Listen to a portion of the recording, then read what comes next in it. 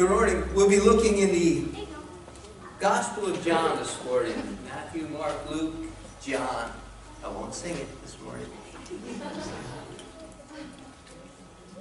And we'll start chapter 21, which is toward the end, and we'll work our way back. As you're turning to John chapter 21, a story, don't think it's true, but there was a young, bold, arrogant, self-sufficient explorer. He didn't think he needed anybody, didn't believe in God. And he was traveling through the Amazon jungle. And he got separated from some of his party. He thought, I don't need them anyway. You know, I can make it on my own. So he got to a point, and all of a sudden he heard rustling around him and recognized the sound of humans. And out from the brush came a couple huge warriors. And they had spears and clubs. And he looked and he said, oh my goodness, I'm done. It's over. I'm doomed. And he heard a voice, a soothing voice saying, no, you're not doomed. You're not doomed yet. See that big guy? He's the chief. So if you will just pick up that big rock right there very quickly and smash him over the head, it'll be fine. So he thought, wow, there is a God. So he jumped down, he grabbed this big rock, he ran over, he smashed this big guy in the head and killed him. And all of a sudden, all these guys came out from the bushes, lifting their spears, lifting their clubs, and the voice said, now you're doomed. And I think that guy was listening to the wrong voice. He was listening to a lie. And you know what? I listen to the wrong voices sometimes. Still, I listen to lies. How about, well, just go in there and sit in your underwear. The doctor will be with you in about 2 minutes. Still fall for that one. Well, Mr. Perry, leave your resume with me and we'll keep it on file. I'll call you right back. Anybody fall for that one? Credit card companies?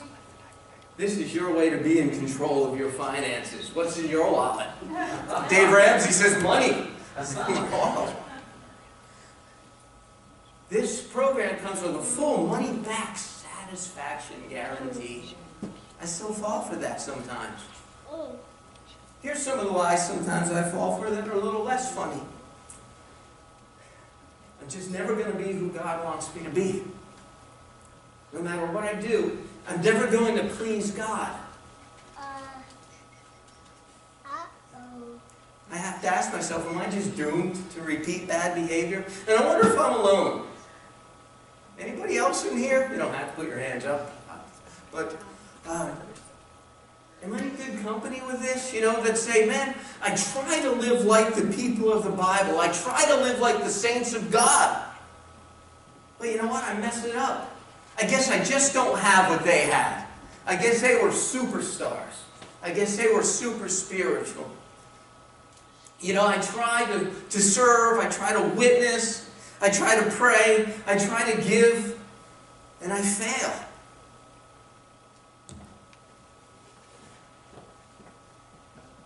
I sin, I mess up, and then the guilt comes, and then the promise, never ever again, God, am I going to do this? I promise you that I'll never ever do it again. Forget 70 times 7. How about 70 times 1,000? To do the same thing over and over again. To fall, to fail, to throw into that guilt cycle, and to repeat that over and over again. And I think, are we doomed to live that kind of life? I believe it depends on whose voice we listen to. Let's look at John chapter 21, and I'm going to read several verses from John chapter 21, beginning in verse 1. After this, Jesus revealed himself again to his disciples by the Sea of Tiberias. He revealed himself in this way. Simon Peter, Thomas, called twin, Nathanael from Cana of Galilee, Zebedee's sons, and 2 others of his disciples were together. I'm going fishing, Simon Peter said to them. We're coming with you, they told him. They went out and got into the boat, but that night they caught nothing. So here they are back in Galilee. It was after Jesus had been arrested, had been crucified, and had risen again. And so they were with him. Remember, the disciples, the 12, the 11 now, they had been with Jesus for 3 years. They had lived with him. They had followed him. They had been his closest friends. They had heard his teaching. They heard his prophecies. They saw him rise again. And they weren't wrong being in Galilee, because remember, he told them, he told Mary and Salome, tell them that I'll see them in Galilee. So they went back to Galilee. But everything was different now. It was kind of like they had their 3-year tour. They had their time. And they knew the theory. They knew the theology. They knew that he rose again. But they're sitting around like, anybody got a tennis racket? What do we do? So Simon Peter's like, well, I'm going fishing. Why? He knew how to fish. He was a fisherman. He went back to what he knew. So here's some other guys. We know some of them. James and John, his sons of Zebedee. They were fishermen too. They were probably his partners. But there's a couple guys, we don't even know if they were fishermen. They're like, well, we're coming too. So, no tennis rackets. I don't know. So they go fishing. And look at verses 4 through 14. Allow me to read those. When daybreak came, Jesus stood on the shore. However, the disciples did not know it was Jesus. Men, Jesus called out to them, you don't have any fish, do you? No, they answered. Cast the net on the right side of the boat, he told them, and you'll find some. So they did, and they were unable to haul it in because of the large number of fish. Therefore the disciple, the one Jesus loved, said to Peter, it's the Lord. When Simon Peter heard that it was the Lord, he tied his outer garments around him, for he was stripped, and plunged into the sea. But since they were not far from land, about 100 yards away, the other disciples came in the boat, dragging the nets full of fish. When they got out on land, they saw a charcoal fire there with fish lying on it, and bread. Bring some of the fish you've just caught, Jesus told them. So Simon Peter got up and hauled the net ashore, full of large fish, 153 of them. Even though there were so many, the net was not torn. Come and have breakfast, Jesus told them. None of the disciples dared ask, who are you? Because they knew it was the Lord. Jesus came, took the bread, and gave it to them. He did the same with the fish. This was now the 3rd time Jesus appeared to the disciples after he was raised from the dead. So he's out there fishing. They fished all night, and they got skunked. Now, I like to fish. Not very good at it, but I do enjoy it. But here you go. You're out all night trying to make a living, trying to put your life back together, waiting on the next step after 3 years with the Messiah. And they go out there doing what they knew how to do. And they got skunked. Well, here's a guy on shore. Hey, you didn't catch anything, did you? I remember I went fishing with 2 friends, Joe and Kevin. This was some years back. Went off Cape May, New Jersey. We went out in a little party boat where they charge too much and have too many people, but it's fun. And I was out there, and we had our poles, and we had our bait. And there was this guy who came aboard. He had like 16 kids. Well, probably like 4 or 5, but it looked like 16 the way they were running around. And all he did, and he was an older, he was probably my age, and he had kids from like 5 to, or he looked my age, and he had kids from like 5 to 14. And they're all fishing. And he's just sitting there with this big old cooler full of tall boy buds. And it's like 8:30 in the morning. I'm thinking, maybe if I had 5 kids, I'd be drinking tall boy buds at 8:30 in the morning too. I don't know. But he was having a good time. And these kids were fishermen, fisher kids, whatever you call them. They could catch fish. And so Joe and I are up front, and I think Joe hooked a minnow, and my friend Kevin got a skate, like a stingray looking thing, which are no fun. And I'm there just drowning squid that are already dead. Nothing. So one of the kids comes up to me. He had to be about 6 years old. He's like, hey, mister. How you doing? I'm like, I'm good. He's like, you catching anything? And I just looked at him because I didn't want to say no to a 6-year-old. And my friend said, oh, we've caught a couple. Oh, let me see. Oh, that's not a fish, he says. He said, what about you? I said, no, I haven't caught anything yet. Oh, well, maybe you ought to try this. And I'm thinking, I'm going to try a different bait. It's called a 6-year-old. But I wasn't catching anything. So I can imagine how they felt having some rookie on the shore because they didn't know it was Jesus.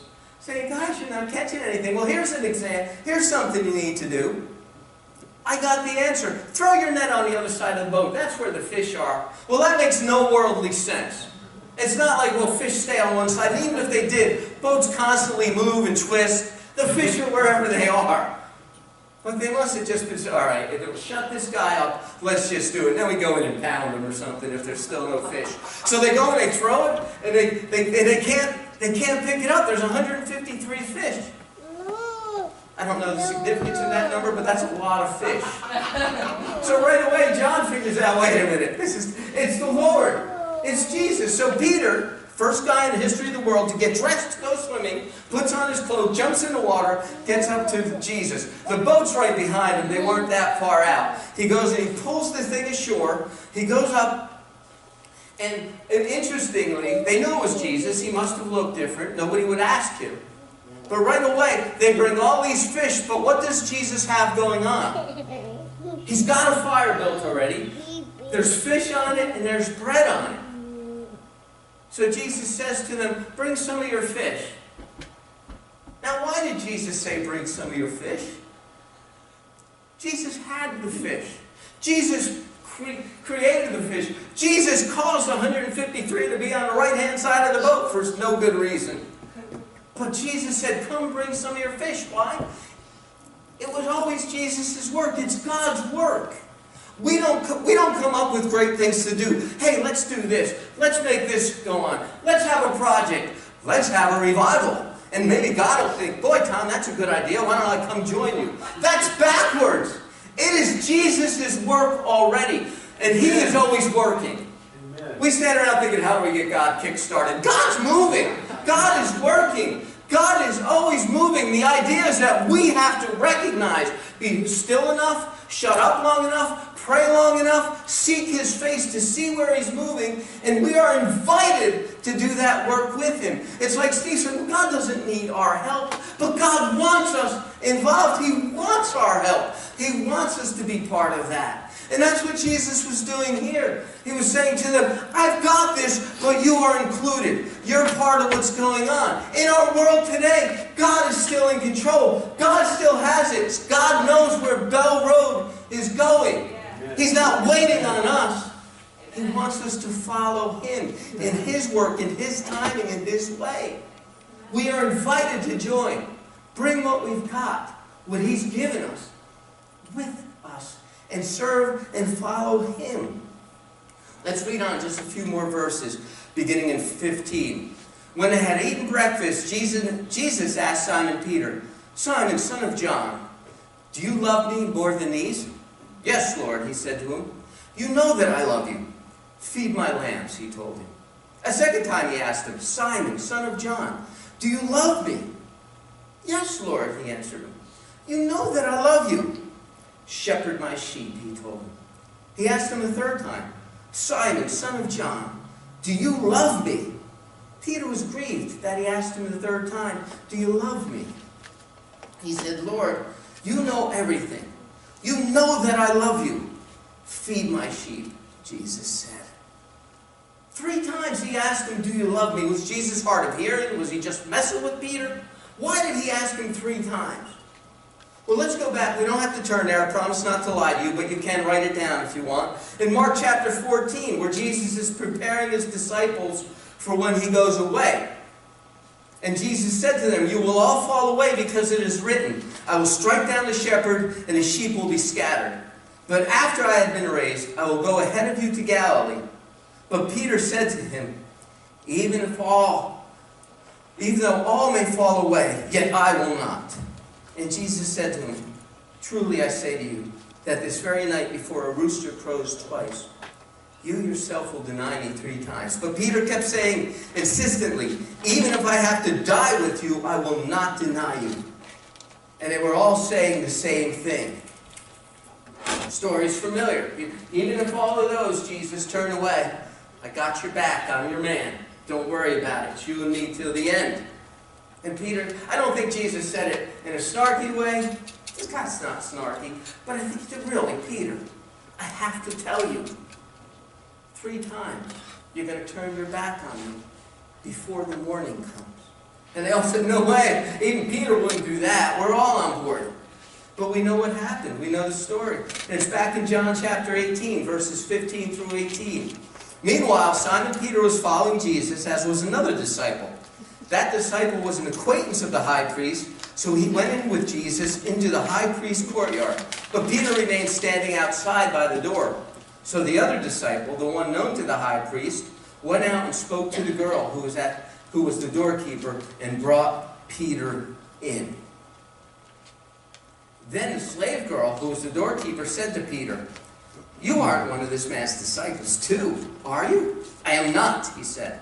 Now the slaves and the temple police had made a charcoal fire because it was cold. They were standing there warming themselves, and Peter was standing there with them. Down to verse 25. Now Simon Peter was standing and warming himself. They said to him, you aren't one of his disciples too, are you? He denied it and said, I am not. One of the high priest's slaves, a relative of the man whose ear Peter had cut off, said, didn't I see you with him in the garden? Peter then denied it again. Immediately a rooster crowed. So we see Peter 3 times. He denied him. And we say, well, why did Peter deny Jesus? Why did Peter deny him? And for years I thought, well, Peter's no dummy. You know, they're already starting to see what's going to happen to Jesus. Jesus is being tormented. They're covering his face and punching him. Prophesy. Who hit you? They're mocking him. They're hurting him physically. And I thought, well, that's just Peter. He's just afraid for his life. I would be too. I say, man, I don't want to get beat on. Let me find a way out of this. But if we look back at verse 15, we see that the one who was in there was probably the disciple John. Well, he was there with Jesus. And they weren't whooping on John. They weren't beating John. They weren't harming or arresting John. Also, if you look back in verse 3 of chapter 18, we see that Judas brings a company of soldiers and some temple police and the chief priests and Pharisees. And they came with lanterns and torches and weapons. And we find out, what does Peter do? Peter sees what's going on. Then Simon Peter, who had a sword. It wasn't really a sword, it wasn't like one of these big, warrior's weapons. It was more like a utility knife. More like a short-bladed knife that he would have used. He went fishing, I don't know why he had it, but Peter goes with his little knife and he runs to attack the group of people who want to arrest Jesus. Now this group of people had what? They had swords, or they had torches, they had lamps, but they had weapons, which would have been swords and spears. And if you are a trained guard or a trained soldier, and some yahoo comes running at you with a knife, what are you trained to do? Take your sword, take your spear, and end that. Do you think Peter knew that? I think he did. I think Peter, even though he saw people were coming to take his friend, his teacher, his rabbi, and he decided he was going to do what he would do. So what was Peter afraid of if he wasn't afraid to die? Maybe he was afraid kind of like you and I get afraid sometimes. Maybe that slave girl. What? You're with him? You followed him for how many years? I'm a slave. I've got no choice. But you were stupid enough to follow this guy? What a loser. Maybe like the slaves and the soldiers by the fire. Really? And you're still here after all this? How stupid are you? Or maybe like the relative of the guy whose ear got cut off. Hey, wait a minute, I know you. My cousin he just told me what happened. Isn't this the guy who talked about peace and love and forgiveness? You're his disciple? You just hacked off a guy's ear? You hypocrite. You phony. You loser. I don't think Peter was afraid for his life. But we find out he went and he wept bitterly. He went off and he cried. He poured out his heart, bitterly wept because of his failure, because of his guilt, because of the shame that accompanied that. I think I'm a lot like Peter. I think we're a lot like Peter. It's not necessarily that we're afraid to die with Jesus. Because if you got to die, and we do, it's best to die with Jesus. But I think very often we're not willing to live for Jesus the way he calls us to live. We may be a little bit like Peter. We promise to be strong believers. We promise to do better. We promise to toe the line, to hold the ground, to move forward, to be those Christians with a big S on our chest. I'm a super Christian. Look at me. And you know what? I can fool you all for about an hour and a half. But spend a day with me, you're going to say, man, that guy's a jerk. Depends on the day. Depends on what I'm going through. Watch me drive. You might, right, Jimmy? You might say that. And we do the same thing. We go through this failure. We fail at something, and then we get this guilt. And we listen to that voice, the shame, the accusation. It's kind of like, I don't want to step on anybody's toes, and I'm not giving anything up. But let's just pretend sin is a jelly donut. I hope it's not. But let's just say sin's a jelly donut, okay? And sin, it's a bad one. And so here you are. You've become a Christian. You've joined the church. You've memorized John 3:16. You're trying not to smoke, drink, chew, run with girls who do, and do all those good things. And you're finding out, wow, I don't do jelly donuts anymore. They're part of my past. But you start thinking, you're alone. You start hearing this voice inside your head. Hey, man, jelly donuts, they're really not that bad. And you say, oh, yes, they are. And you say, no, the voice tells you very nicely, look, they're different now. They're not, all that trans fat's gone from them. And they're sugar, and it's okay. And they use real fruit in it. And you say, no, I told you I've given up jelly donuts. You say, you know what? Why don't you just walk past the store and see if anybody knows in there?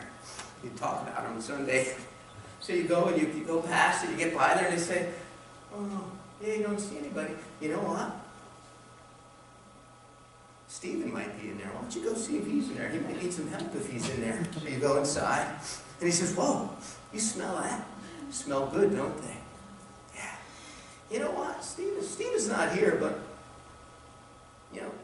I bet you Jacoby drives by once in a while.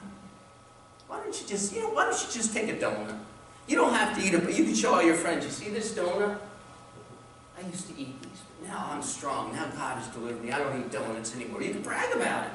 You can put that donut on your shelf and say, there's my donut. Weaker Tom would have eaten that donut, but I'm not eating that donut. Yeah, that sounds like a good idea. I'll do that. That's a great idea. While you're at it, Tom, get a dozen. What's one? Get a dozen. You don't have to eat them. If you're really strong, you get a dozen donuts. So you take that box of donuts and you get home, and an hour later you're covered in jelly and sugar. And you're saying, well, oh no, what did I do? And that same reasonable voice that was telling you, look, it's okay, is saying, oh my goodness, I can't believe what you just did. I'll bet you somebody you knew saw you. I'll bet you that you're on a YouTube somewhere walking out of there with that donut. Oh man, you call yourself a Christian? You call yourself a believer? You might as well just hang low. Maybe God will forgive you someday, but you're worthless, pal. You're not a Christian. You're not somebody who's strong. You're a failure. So don't try to pray, and don't try to give, and don't try to be consistent, and don't try to ask for forgiveness, and don't understand who you really are. It's that 1-2 punch of Satan that says, it's okay to do it, and as soon as you do it, he slams you with what a dirtbag you are for doing it. And we fall for it, hook, line, and sinker. We think that our failures, we call ourselves by names that God has never called us. He doesn't call us failures.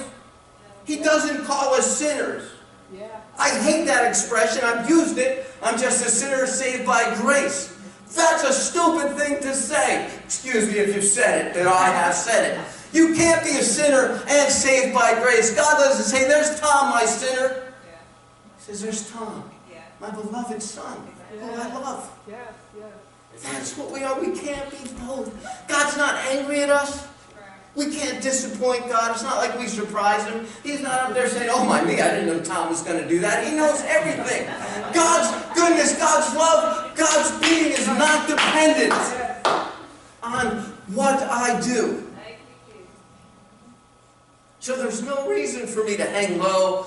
Don't try for me again. Don't try again. This is what we do. We pretend. Well, okay, I've been found out. Or I'm feeling so guilty. I'm feeling so weak. I'm feeling so lost. So we try to pretend. Well, let me just hold it when I'm out in public. Let me just do okay when people are around. Let me just see if I can go to church and people won't know how messed up I am. Guess what? I know you're all messed up because I'm messed up. I know I need a Savior. That's right. We need the God who loves us. So then we think, well, we'll quit. We'll just hang low. We'll go back to what we used to do. That's what Peter was doing. So instead of being the people of God who storm the gates of hell, who reach and go get the lost, we kind of cower in the corner. Spiritually, we're in a fetal position, sucking our thumbs, saying, come back, Jesus, because I can't do anymore. When that's not how God made us to be. So then, back to Peter. 3 times Jesus said to him, do you love me? Do you love me? Do you really love me? Why 3 times? Because that was his time to tell him, I know you denied me 3 times. But this is my time to tell you that you are forgiven. That you are valuable. And that you are useful to me. It's the same voice God calls out to us, saying we are of great value to Him. We're the apple of His eye. He is crazy in love with us. We're told in Romans chapter 5 that while we were sinners, when we were running from Him, when we didn't want to know Him, He chased after us and loved us. And now that we're His children, He's going to act differently? No, how much more will He pour out His love and His goodness and His Spirit and His guidance and His comfort and His teaching to us because we are His children. We are not, and listen to this if you hear nothing else, we are not doomed by our failures. We are not defined by our failures. The voice of condemnation, the voice of guilt, the voice that reminds us of failure is the voice that lies to us. What are we defined by? We're defined by the truth. Because God is truth. His Word is truth. We're defined as people of God, number 1, by who He is. He's the God of the universe. Always is, always will be. He is here today. We're defined by what He has done. When He saw us miserable, when He saw us dying, when He saw us messing up and choking in our own vomit, He came down from heaven. He wrapped Himself in flesh. He walked in dirt. And He died a torturous, painful, shameful death to pay for what we could not pay for. Why? Because He loves us. The God who is here, the God who we call on, the God who we're so afraid that we disappoint, looks at us and says, I can't love you any more than I do. And I will not love you any less.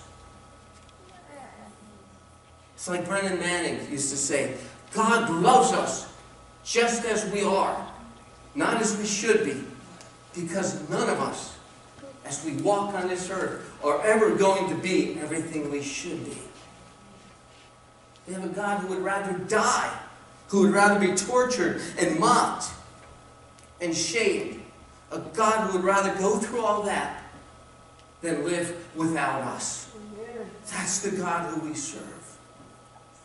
This God who we serve, He changes us. He forgives us.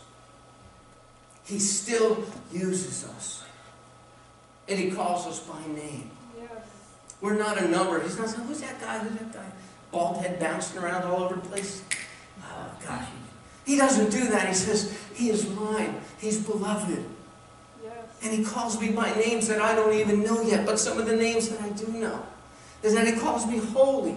That means set apart for God, by God. Amen. He calls me chosen. That He specifically said, I want Him. He wants us. We're holy, we're chosen. We're passionately loved, not tolerated. We're passionately loved. We're forgiven. Well, the way I forgive, well, I forgive, but I'm going to hold it there just in case. He chooses to forget as far as east is from the west. He forgets. He chooses not to remember all the things that we do wrong. He calls us His friend. He says we are rescued by Him. We are redeemed. He went and bought us back. He says we are His forever. We are complete. Another word for perfect. That when He looks at us, He doesn't say, oh man, that guy's got some flaws. That girl's really messed up. He looks at us. He chooses to see us through what Jesus did on the cross. And when He sees us, He says, you are my passionately loved child, and I see you as perfect, as complete in me. We are His children. And absolutely nothing separates us from the love of God. Yes. Not anything in our past, not anything that's going to come, not angels, not demons, not height, not depth, not anything in all creation is ever going to be able to separate us from the love of God that is in Jesus Christ. I think about in the islands of Indonesia are supposed to be one of the most beautiful places in the world. The waters are crystal clear, the coral is full of life, the fish are multicolored, the water's warm. People from all over the world spend big bucks to go there to fish, scuba dive, snorkel, do all these things. Yet many on the islands in Indonesia will not step a foot in the water. Even those who work on the water as fishermen won't immerse themselves in the water. They won't put their feet in it, they won't wash in it, they won't swim in it. They pass all that up. And the reason is, some centuries earlier, a few hundred years ago, somebody spread a very convincing lie that if those islanders went into the water and submerged themselves in the water, that they would be subject to all kinds of demonic activity that would hurt them. So while everybody else was enjoying the water, they lived in fear. Only because they believed a lie. Do you feel doomed? Do you feel like it's over? Do you feel like you're watching other people understand how great God is, but you're just kind of playing the game? You know, we can listen to the lies. We can listen to the guilt and the fear and the shame. Or we can believe what God has told us. And either every word that's written in here is true, or it's the biggest lie ever told. That's right. I believe every word of this is true. We can believe what He's told us. We can believe what He said. And we can choose to never be the same again. We can listen to His words of love. We can listen to His words of truth. We can understand that we are changed because of God's love, because of God's truth for us. And that word will always be true. Let's stand.